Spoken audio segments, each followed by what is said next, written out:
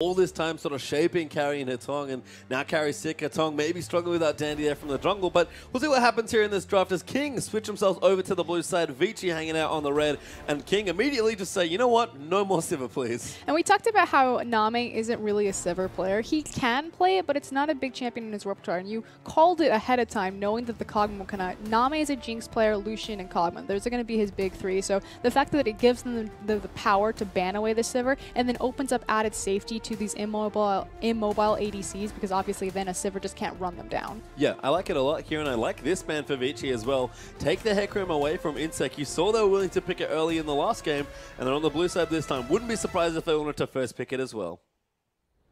Other questions are going to be what Dandy's going to return to in the top lane. That was the first time that he had run without a smite. And that is a Fizz ban. Yep, I'll start joining in there as well, but King... from blue side. That is a lot of respect for the champion if they're willing to ban it on blue side, but I guess they have something else, maybe Gragas in mind, but that is a curious ban. I think that tells you how much King value Fizz as a pick. Well, they can now choose if it's Rek'Sai ban, they can then ban the, they can do the jungle ban and play that way, or they can start to look towards Korn's Rise since Fizz is taken off the board. Well, they will take Kalista out, so again, nobody gets to play Kalista, it feels like, in China. A very strong champion that is consistently banned out in the LPL, but Vici have to be thinking, do they want to ban Gragas? They do. I like this Sivir Gragas ban that we've been seeing a lot more this week. And Insect's going to have some fun. Flashes Vladimir for a second. Might have misclicked on the champion, but it should be Rek'Sai. Rek'Sai makes perfect sense to me. Again, take away the high-pressure junglers from World 6, and lo and behold, Rek'Sai first pick. And again, that does leave open Nunu, Sejuani, or possibly Lee Sin if World 6 wants to go that direction. Other big picks on the board are going to be Nautilus because, again, Alistar's been banned, I think, permanently for the entire night. Yeah, he's not seen very much play at all. Do still have some matches to play this evening, of course. A big one especially coming up later after this match, actually, but Alistar certainly starting to get a lot more respect again up there with the Sivir, the likes of Fizz, even Gragas, these champions that been around for a little while and the teams are starting to get a hold of as far as, hey, probably shouldn't be letting these ones through. And Vici, I like the Thresh hover. Zero played a fantastic Thresh in the last game, and Mata, no slouch on the champion either, but they did trick me. Thresh, Maokai, their first two picks. And that was the question. Now we have the answer is what is Danny going to take up into that top side? And it's going to be the Maokai this time around. So again, leaving that smite behind, going more for a flash teleport style of top lane, which we haven't seen from him until this series. Yeah, I mean, he played Gnar in the last game, I believe. It actually does leave Gnar open for Insec as well.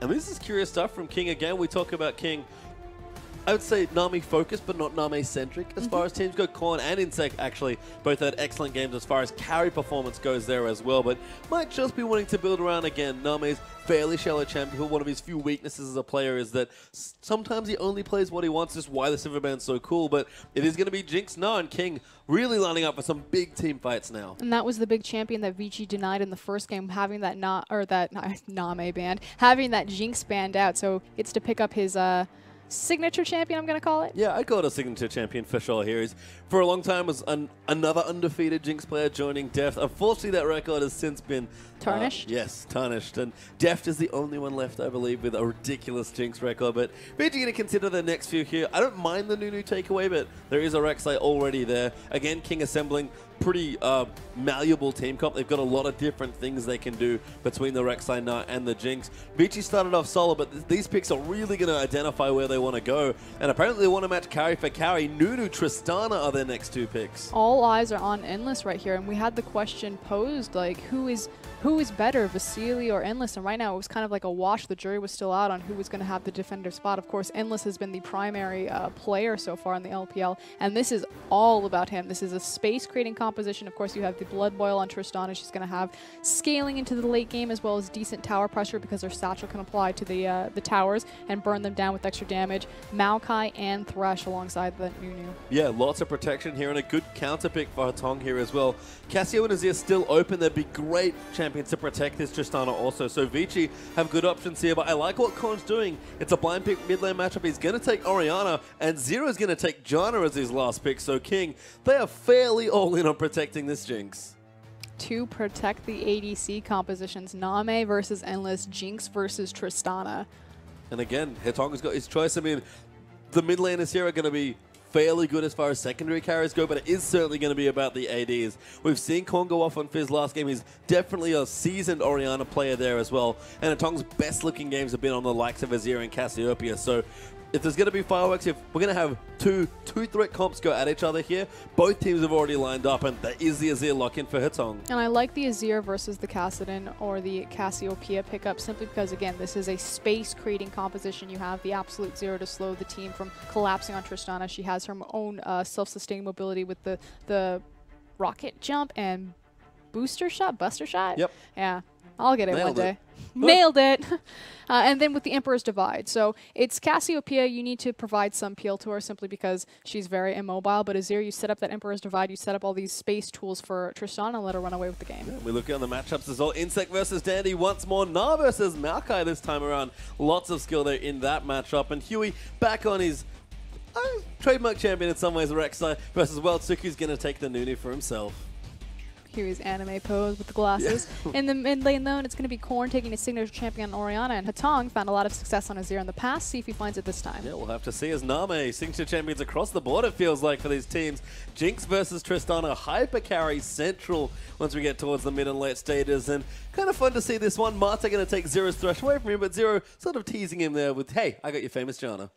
It's so lovely about these supports players, Manta and Zero, because they do have a very large overlapping champion pool, and they're very similar in play style. Now, Thresh is typically the direct counter to Janna just because you lock her down, but very cheeky. Very cheeky indeed, and certainly provides a lot for this team. We've been asking, there's all this hard engage, where's the Janna? Zero's going to say, hey, Janna's still good.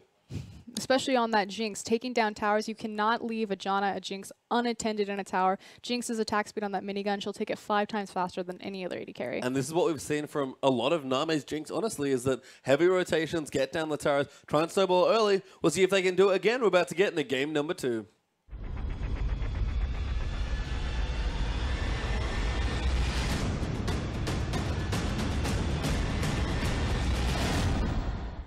And welcome back here for game number 2 between King and Vici Gaming. King find themselves with another great game 1 performance to lead the series 1-0, but Vici looking for a point here while King are looking for 3. An important game for both sides now. King need these 3 points. They really do. They are so far behind. They finally had their first win this weekend, so this would be a massive swing of momentum for them. You can see again another 4 or 5 man stack coming through for King. Getting wards down, almost took out that trinket ward as well as Korn. Slightly lagging behind, but King going to get some vision down. Might be looking at a lane swap. We talked about it already. Jinx pretty good in fast pushes, so you leave her alone and she'll do work. And last game, this is exactly what King did, and they did do the lane swap, but they kind of hid in mid lane, waited until they saw exactly what lanes were going where, and then motion towards the correct matchup that they wanted. I think the nice thing is that if you do get to your lane late, which, you know, you at least get the lane that you want, but you deny yourself the opportunity to freeze the lane. If people are just going to start fast pushing in the lane swaps anyway, it doesn't matter that you didn't get the lane free. It's actually better that you didn't. Yeah, it was fine because it was Cogma. They knew that they were going to freeze anyway. Yeah, and Atong, you can see, kind of hanging out in the mid lane, trying to scout whatever he can. But Vici, bit of a juke perhaps there. We've got the dual lane rotating down to the bottom side, and Zero and Nami are on the same side. That's a great ward there. It's a Huey's red buff to spot off the dual lane there as well. So we're going to have some fun now in the 2v2 situation. Standard lanes for our first game of this series. It's also really important that these ward placements do kind of have a reputation of, oh, these are the lane swap wards. It means that we're about to see a lane swap. But in general, this is just to make sure that everyone knows what kind of matchup they're facing across the board, to make sure that everyone finds the lanes that they want. You just get some information, which is very important at level 1 as Korn going to get pushed in slightly by Azir, but actually hold the minion wave here just to keep it safe. Endless, though, gets the explosive charge down as well. And this is a matchup we haven't seen in quite a while. Tristana especially is a very different champion. I think Kid played her. I think he's the only one who's really played her this season so far. Had a couple. I think Crystal might have a game from Spring there as well. Crystal. I mean, Crystal's crazy. He's almost as crazy as Imp as far as AD carry choices go. Korn getting really bullied on the early stages. Orianna not having very much fun against the Cassio Azirs of the world. Oh god, down to the bottom side, Zero getting a charge there as well. Flashes away, but dies to the charge. Name trying to get the kill, but he can't quite get it. Mata getting the hook there as well, and level 2 all-in goes to Vici. We didn't get to see the front part of that. I'm curious how it started, but beautiful play from Endless right there to make sure that they do not trade 1 for 1 and take the first blood, and even especially because it ends up on Tristana as opposed to Mata. And jump reset plus dangerous game keeps Endless safe there. Name, we've seen a lot of level 2 Jinx all-ins especially. They're no strangers to it, but they lose that one. First blood to Vici, and Korn still struggling in this matchup. Goes back immediately and picks up the double Thorn. So again, sinking 800 gold because he wants to be in complete control of this lane. Oh, World 6, this is a wonderful gank. Oh! Name that gets the flash hook onto him as Mata lines it up perfectly. Mame knows he's dead, and he's going to give the kill over to Nunu. What a beautiful hook from Mata on the prediction of the flash. Oh, so good. And we talk about it. Both Mata and Zero, fantastic Thresh players, and Mata, again, saw Zero's search in the last game. It's like, whatever you can do, don't worry, I can still do it better. InSec in the top side as well, going to clear out a couple minions for himself. Pretty healthy in the matchup so far against Dandy. Lovely little hop there to clean out the minion from under the turret, and Korn continues to get bullied in, but keeping the CS competitive. So really, it's just this bottom lane right now that's starting to struggle, and you can see they really want to kill each other. It is double Dorans across the board. But when you beat King, it's because you dive Name. At least that's how it was with the previous roster. Of course, InSec and Zero are the new additions to the current starting King lineup. So we'll see if InSec, the fact that he's not getting any of that pressure that Name is going to be able to carry King into a powerful late game. I wanted to say early mid game, but I mean, we'll see. They can accelerate if they can get some turrets down, but Name going to probably have to play a bit further back. Endless starting to get things going. Huey actually on the top side. The InSec going to hop over Dandy, and now Dandy going to get locked up by the Unborrowed. That'll force the flash. InSec flashes immediately. Huey going to join him there as well, but Dandy's completely fine. really overzealous right there to burn so many summoners. That was an InSec tier flash. Yeah, I'm going to give that one to Dandy. Trades one summoner for 2. Very nice there. It's not, even with that longsword, couldn't do enough damage to try and kill the Maokai. Has a decent CS lead though, does InSec. Dandy might be forced back off the turret here if Minina can continue to be annoying, but mid lane matchup starting to develop as well. Codex done for Hetong. Double Doran's now for Korn. And again, Korn had a great fizz game last time, but fell a bit behind in the early stages of the lane. If he can keep himself up or ahead in this lane, Korn's the other person that really unlocks the late game of King. And another signature champion from Korn. You talked about in Champion Select, of course he's well known for his fizz, but his secondary pickup was always going to be that Orianna. So hopefully he was back to form on the fizz. Maybe we'll see it on Ori. Comfort seems important for this team in general, I think, for King, and it makes sense. InSec, sort of new to his role, is interestingly playing the meta champions, but I guess that's what he's been practicing. But Korn and Name, especially the team's 2 primary carries, I guess, have really been going back to this comfort picks, and they look great on them, to be honest with you, so it makes a lot of sense. As Huey finds World 6, Snowball's getting traded for a bit of autos, but nothing else really happening. World 6 in a bit of trouble here. That's a good tornado, actually. Lantern comes through. Mata will protect his jungle. That's a lot of people down the bottom side. Zero getting aggressed on there. Goes down to Mata. World 6 getting low, and Name trying to find a kill, and Korn and Hetong followed themselves in. Huey might go back in, and it's a bloodbath there, and only 1 kill onto Zero. Zero kind of in the middle of a lot of people right there. Missed position. Good Lantern from Mata to get World 6 to safety, and a nice turn from Vici Gaming. Great run from both mid laners, though, to keep the lane neutral at least. And sadly for either of them, they didn't have their ultimates there. If either Hetong or Korn, or God forbid, both of them had been ready with their ultis, that would have been quite a few more kills that you have to think. But Korn... The big thing to point out, though, was the teleport discrepancy. So InSec's Gnar did use his teleport, whereas Dandy has still managed to hang on to his. So we'll see how Vici exploit that disadvantage, possibly in some dragon control. Name and Zero back down to the bottom side, trying not to let the early grievance of the lane get them too far behind. Name is actually leading in CS against Endless's Tristana as they battle those Doran's blades back and forth. And you can see Mata has that Mata build, those quick Moby boots ready to go. But unfortunately for him, he's not been able to leave this lane because everybody's coming to him.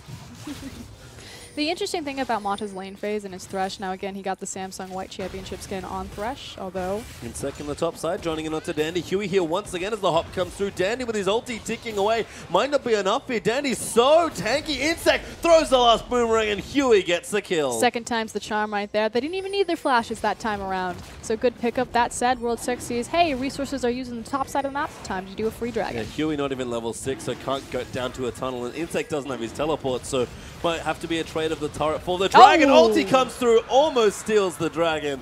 But World 6 has got it under control. That's pretty classic Name. He has sniped a few dragons as well as some barons in his lifetime. I think recently, actually, as well on the Jinx. That's part of the reason. I think it was week 2. People don't like giving him the champion. So doing okay so far on the Jinx. Mid lane again, sort of a wash with Hetong having a little bit of a lead there on the top side. But InSec, you can tell he's calling Huey to the top side. They really want to keep Dandy down. And he started with a Hex Drinker, so at least on the way to starting to be a bully. And InSec, if there's ever a game for you to do something like go Frozen Mallet, I think it's this one.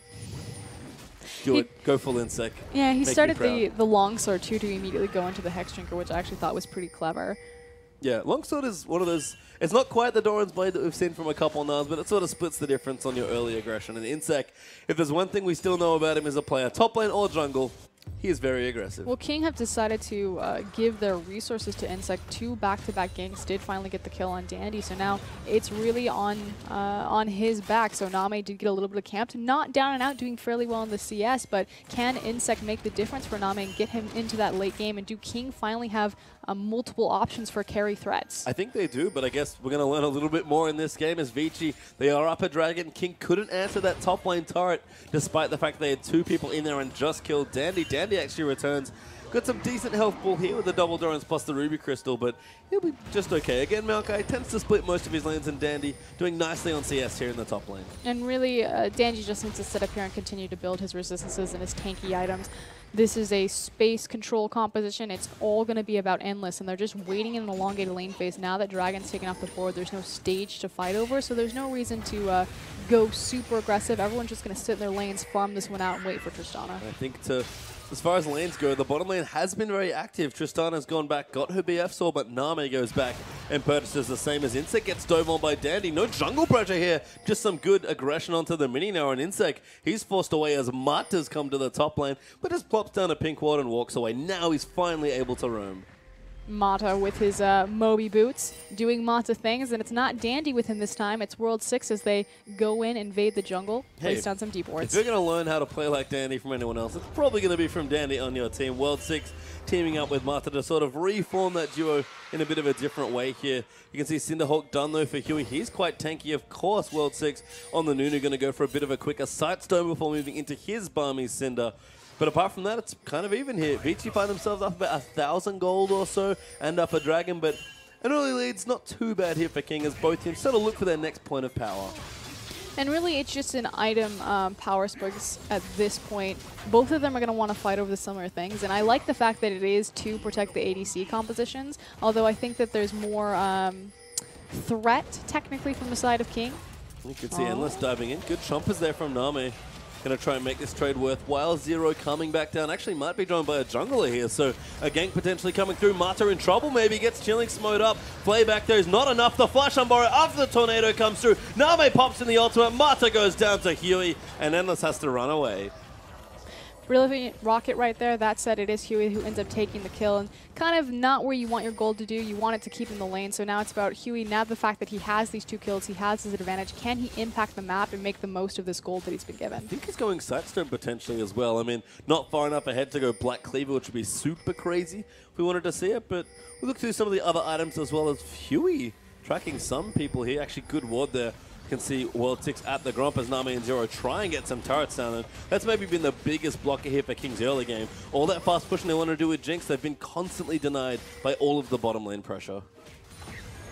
Huey in a bit of trouble. Yep, find her tongue there. Emperor's Divide, though, just going to let Rek'Sai tunnel away to safety. Dragon not up for a couple minutes, so a little too early maybe as Insect and Dandy going at it once more, but Dandy getting the better of Insect. He's forced to hop away. Dandy has his flash, but won't go all in for Insect, who's starting to struggle in the matchup, it looks like. Dandy's doing a good job recognizing that Insect doesn't have his Mega Gnar form available and deciding to go hard in these moments, in these windows of opportunity where he knows that Insect can't jump on him and look for the hard CC. I mean, look, Dandy, as far as we're aware, is a Rumble main, so we'll definitely understand windows of opportunity on that champion. Insecto now Mega Gnar could maybe turn it around. Going to go aggressive into the top side, but instead Korn and Zero going to clear out a couple wards, and Dandy's getting low there in the top side of the map. Doesn't quite go down to Insect though, as the boulder will miss, and it's all in for all in as Insect now pressures Dandy out. Again, the window closing on the opportunity to go aggressive there. Dandy will wait that one out, but he understands exactly when he needs to pull the trigger. The thing that I wanted to talk about with these compositions as Name possibly going to be dope. Nope, Zero's there. Very nice positioning. Chompers will block them off as well. Hetong's also coming down. Teleports are coming in as well for Dandy. This is a big dive here as Insect's going to come down, but he's got no health left. Zero coming in, the shield onto the turret. Huey's down as well. Insect kiting away. Name trying to do his best. He flashes out of the absolute Zero, but Zero's far too low. Goes down to Dandy in the ulti. Huey diving in, but Name's already dead. Korn arrives very, very late and Vici get 3 free kills. Absolute disaster for King right there, and the biggest thing was the fact that Insect got there at 25% HP while Dandy was full health. That's going to be a free tower as well as multiple kills across the board for Vici, looking much stronger this time around. And I think it's funny to compare these late game carries as well, because they're both really good at pushing down turrets when they get free time. You saw Nami and Zero's turret was so low from just the early pressure that Endless was able to put out, and Berserker Greaves are not here now finished for Nami. Endless is quite strong in this situation, and Dragon is just coming back up. Well, the thing that I wanted to talk about is we've talked about how both these compositions are very similar and that they're essentially protect the ADC compositions, but I wanted to talk about how they're different. And primarily it's through the damage threats across the board for King, the fact that they have kind of a, I'm going to call it a quadruple damage threat composition. Rek'Sai is going to do a bit more than Nunu. Likewise, Gnar in the late game. We saw Looper previously on that champion just do some ridiculous stats, although he did play Maokai the second game around. But it's very interesting that it's all in on creating zone and space versus having multiple damage threats and threats to that back line in the form of Rek'Sai and Gnar. And again, we talked about Nami last game. It's not all in. It's just a team centered around him, but not dedicated to him like maybe some of his older teams here. Atonga actually caught Huey there as well as Mata looks for a hook but doesn't quite find it. Vici, though, on top of their next Dragon. Endless and World 6, plenty of neutral damage to their name. And King are just trying to cobble together a couple of items. World 6 hanging out, takes the Dragon. Apparently didn't have a cooldown, saves his smite for whatever reason, but Hatong continuing to pressure this mid side as well. Zero is forced to charge in to try and defend it, and Vici rotations are back on here now that they've found themselves a lead. The rotation that I would like to see them make is to move Endless from that bottom side into the mid and help push down that mid-tier tower and move Hatong into the bottom side. Second Dandy actually having a bit of a fight, but Meganar runs out. Insect uses his ulti, but doesn't have enough pressure onto the Maokai. World 6 comes in, clears away the red buff by the looks of things, and Endless has some decent levels and an Infinity Edge completed now.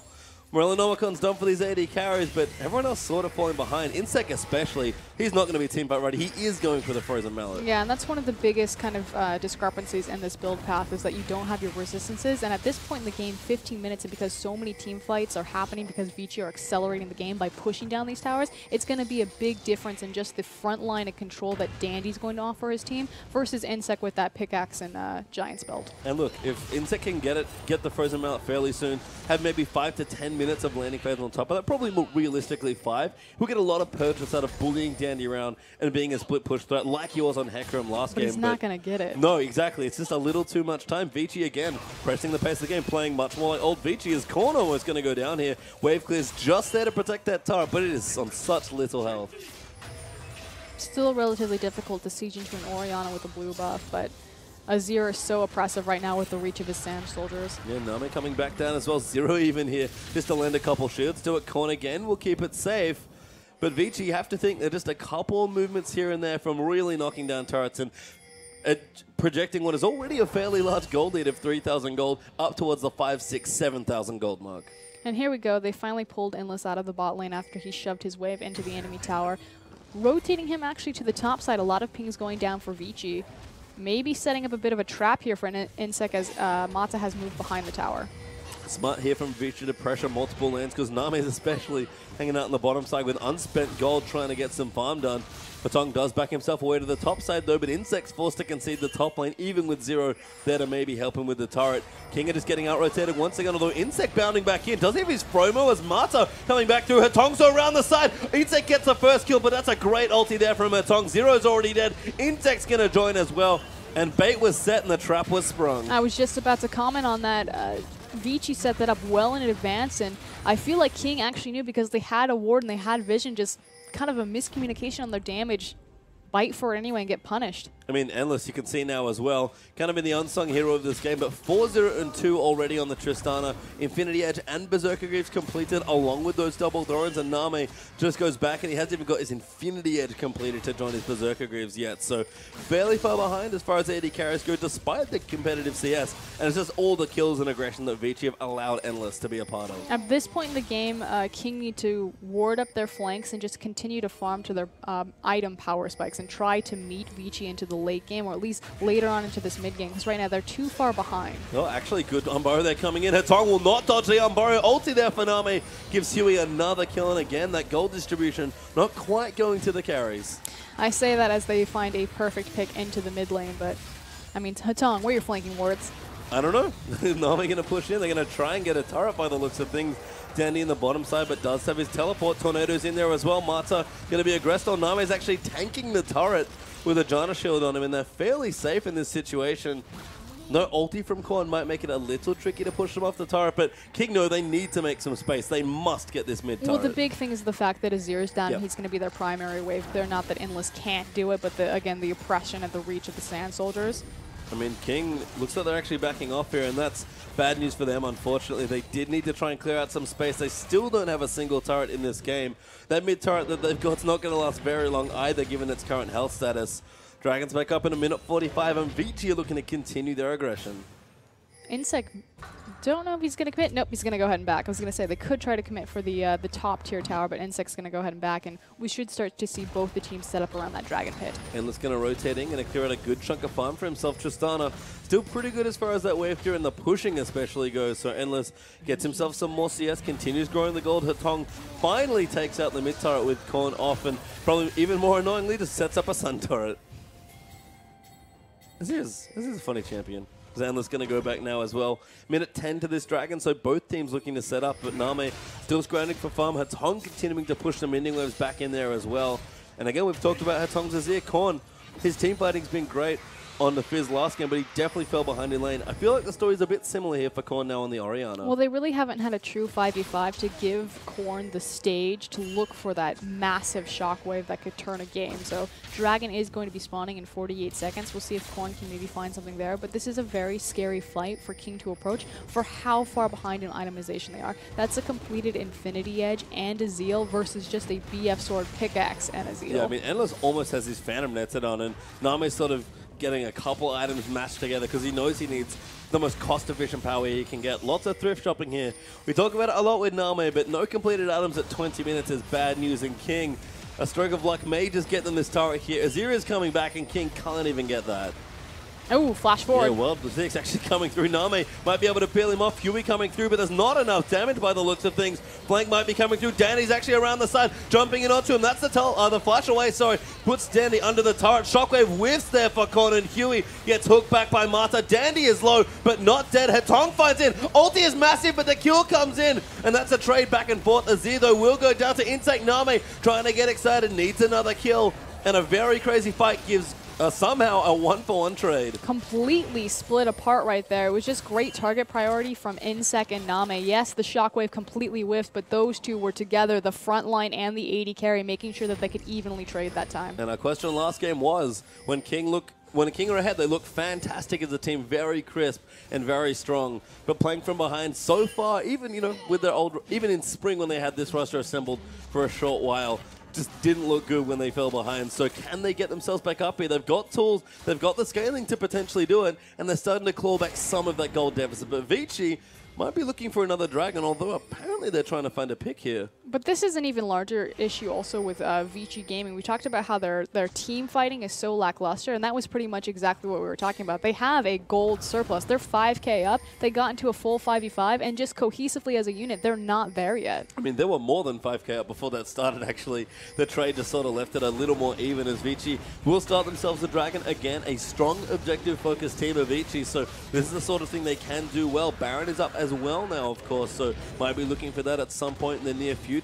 And King continuing to hold on as Vici try and find more aggression points, but they just need them around objectives. And because Vici, I'm glad that you brought up their objectives, because Vici can't really do the 5v5, they're just not there yet as a team, they really have their win conditions entirely focused around the Baron, around the 5th dragon to look to win the game. You can see King actually some curious itemization coming through. I mean, we talked about Name still thrift shopping, but now has his Infinity Edge, so a good little spike there. Korn's actually going for very cost-efficient builds as well. He didn't get 4 kills like a massive Fizz Quadrant like in the last game, so he's keeping his build nice and cheap. Morello Nomicon, Home Guard Sork Shoes, and actually Void Staff second coming through. And he really needs it at this point to do any damage just because Dandy got so far ahead early and has his resistances. And as I say that, he has the armor. But that's the idea that if you get a Void Staff into the mid-game, it's because you're just trying to output your damage. You don't have the time to look for the Death Cap. And that's hard for Orianna. Death Cap is such a key item, but Korn will keep his farm going, will at least try and be relevant earlier, but sooner rather than later, because King know they need to pick fights here against Vici. And Vici, again, you can see the objective control still coming through strong. Name is getting as much farm as he can in the bottom side of the map, so he's collecting quite a bit of gold. He's actually ahead of Endless, at least in farm right now. But that means King have to play very safe and very careful. And if Vici ever catch someone out of position, that Baron's going to drop instantly. And Vici have one of the earliest average Baron times of any of the LPL teams. This is a huge objective for them. We've talked about it before. They're very rotation focused, especially as they do some sneaky Baron shredding over the back of the wall with the Azir Sand Soldiers. Yeah, World 6 actually using his ultimate to try and clear it out quickly. Scrying up, finds him. Ulti might fly in. Can't steal it though. Hatong actually takes it out, and Mata finds Sui as Insect's trying to go Mega now. Does transform now as Korn actually caught out by Dandy. Zero getting chunked out there by Endless actually goes down. Name gets the kill out onto Thresh, but Insect, he's not that tanky, and Endless is outputting so much damage. Huey might get caught out, tunnels his way to safety. Dandy chasing people out, and another 1-4 on Trey, but Vici, they already got what they wanted. They got the Baron. Beautiful sneaky Baron, and they might find more here. Good twisted advance onto Huey. Damage comes through, knock up in there. Snowball's joining through. Huey gets one on Burrow, but Name can't do quite enough damage. Almost gets a reset, but it's not quite enough. Steps forward into 3 Sand Soldiers, and it is going to be a 4 Baroned up team for Vici Gaming. Baron is so important for them. Again, they're not a 5v5 style team. They're a rotation-based team. This just empowers their siege and their ability to rotate and shred through these towers even more. 7,000 gold. They head up now as well. Endless almost with a last whisper coming through as well. Hatong actually going for a quick blue elixir, so really wants to press the advantage while they have it. World 6 getting tankier as well. Sightstone and Oranduin's almost completed. Dandy really gunning for Name, it feels like. He's got a chain vest now win as well. Reminds me of Flandre's anti-Uzi Jarvan top build from Spring, where he literally just built armor and dived Uzi every fight. You know what, Dandy? That's probably not the worst plan you could have come up with. And, I mean, to be frank, Name is really the big carry here alongside Insect. Korn has been very lackluster with the shockwaves. I mean, yeah, he has, and it's the champion he's known for. Doesn't even have the Void stuff done yet as Insect. Found a few too many friends in the top lane. Endless's damage is disgusting, and he'll get himself his 8th kill of the game. No reason for Insect to be that far forward extended, especially not without any protective wards right there. Blue buff looking for it, but Vici is going to say thank you very much as Hatong going to pick that up for himself. Huey tried to steal it with a Price Eager, but couldn't find it. Has to tunnel down instead to try and protect the top tower, but it's already there. Tristana again does not mess about with these items when it comes to taking structures. Vici Gaming are so efficient in how they play their pressure points around the map and just make the most of their Baron. They probably, like EDG, get more out of their Baron than any other team. Well, King to do something now. Mata flash forwards, finds Korn with a hook. Massive ulti channel by Nunu. Huey's going to die as well. Korn's already dead. That's another kill as Nunu, of all people, gets himself a double. But Vici have found the way into the base, completely broken it apart. 10,000 gold ahead and looking to close it out. Vici put all of their resources in the bot lane. We saw gank after gank on Name, and it's completely played off. Endless is huge, and with this protect the 80 carry, space zone control comp, he's just tearing through them. Somehow kills Hatong. Endless almost gets sniped there by Nami. He wants to get the reset, but he can't get the last auto. Dandy locks him up to get the kill, and Vici, plenty of damage left on Endless, might be able to finish the game. Are going to back out just at the very end, though, so a single tower standing, but it should be a systematic closeout for Vici Gaming. Hard to see if they'll throw it from this position. I mean, you've talked about it before. Vici's so efficient when it comes to winning the games when they are ahead, and honestly, we could have maybe said that about King in the last game as well. I guess my question might be answered. Can they play well from behind? Unfortunately, against a team like Vici, not so much. They have the tools to do so, however. Again, you have hyperscaling potential in both of their carries, Orianna and Jinx, as well as you have the hard reset, so if they can stall this out for maybe another 15 minutes, hope can be alive for King. They have the resources to do so, but Vici are just so oppressive when they're ahead and making the smartest and cleanest rotation. And they also, again, don't want to give you that team fight, which is the one thing King can maybe hold over Vici in this particular series, and instead they'll roam through, they'll keep taking buffs. Dragon's up in 35 seconds as well. Again, you said it already, I think the best word to describe Vici is crisp, and this map is just completely in their control. Systematic, clinical, Korean. Yeah, very Korean here as Endless. I mean, you know, a good role player here on the Tristana, had a very strong game at 9-0-6, but he has one job: take towers and set up, be in the fights that Vici set up for you, and he's doing a marvelous job of that so far. part to some really strong ganks just in general. And Dandy's teleport plays on this Maokai. He has some ridiculous amount of armor right now. And Zero's going to try and shield up the turrets as best he can, but Dragon's up soon. And Vici, they know where their calling is. They're going to go clear some wards and probably take the objective. And this is exactly what we were talking about. Their win conditions are not in the 5v5, not in the protect the ADC comp, although it is working for them. It's in the objectives and setting up vision and making picks around the Baron and looking for that 5th dragon and using that as a stage. Yep. I love that Endless is doing well, because before we had the question, you know, who is really the superior ADC or who deserves to have the starting spot? Is it Vasily? Is it Endless? And it was kind of like, you know, they're doing the same thing. We haven't seen one really stand out, but Endless finally getting all of the resources from Vici Gaming and showing up huge. He is. I mean, Tristana, again, sort of similar functions to Jinx as far as like, hey, I want to take some towers and rotate, but that's fine. That's a lot of what Vasily did for that team was to be play fair. Graves, play Lucian, rotate with his team, listen to Mata and Dandy, and you know, he had some moments of his own there as well. Endless has certainly had his in this game as well, so no discredit to the young AD carry player. It's nice to see him have such a massive game. But again, when you look at Vici, you look at this team, even with Dandy in the top lane instead of the jungle, they certainly lead this team, and you can tell with the way they play. Still the same identity, the fact that Mata is the shot caller. Yeah, oh, you can definitely tell Mata's the shot caller of this team. As Zero, Huey, and Korn trying to defend the mid lane assault, but Vici, there's so much turret damage. Look at Endless. He is going to wreck through that turret. In fact, has to respect the ball positioning. Smart stuff there, but it won't take very much more of this for Vici to take this turret. And yesterday against World Elite, we called their game death by 1,000 paper cuts. They're just so controlled and very patient, whittling away at the objectives that they find. I mean, the nice thing is when they see an opening, they go straight forward as well. You can see Endless and Mata moving around, getting some wards down. Mata trying to create space and get some picks for his team. Dandy creating space, doesn't even have his teleport. He's just confident in his team's ability to play safe and to continually apply pressure appropriately. Vici again, now all moving down to the bottom side. You said it already, they play very Korean. It's looking real good so far as Endless going to chunk out this turret. In sec, oh, he's trying to make it happen. Endless actually gets caught by Huey. Ulti doesn't hit him though. Hatong gets out Huey with the Emperor's Divide. Ulti lands onto World 6 there from Jinx. Shockwave there onto Mata and Nunu, but it's not quite enough as Dandy diving into the backlines. Endless though gonna go up massive there to take out Nami. Gets the resets, goes off completely. And Endless, the star of the last fight. Zero can't do anything to finish this game, and Vici will close it out. And Endless has a fantastic front line before him, but the thing that I really want to point out in that last team fight was he had a beautiful, cute little sidestep where he just dodged the Orianna Shockwave and really allowed him to find the momentum in that team fight and to rocket jump forward in a very Vasily-esque fashion. I mean, he's playing Tristana as well, certainly a Vasily champion, so kind of funny to think that maybe the AD carries play a little similar to than we may have first perceived, but you can see the team shaking hands. King, again, I don't know how you play so differently between games, but you have an amazing game one, and not exactly fall to pieces in game two. They certainly showed some strength, but it seems that this team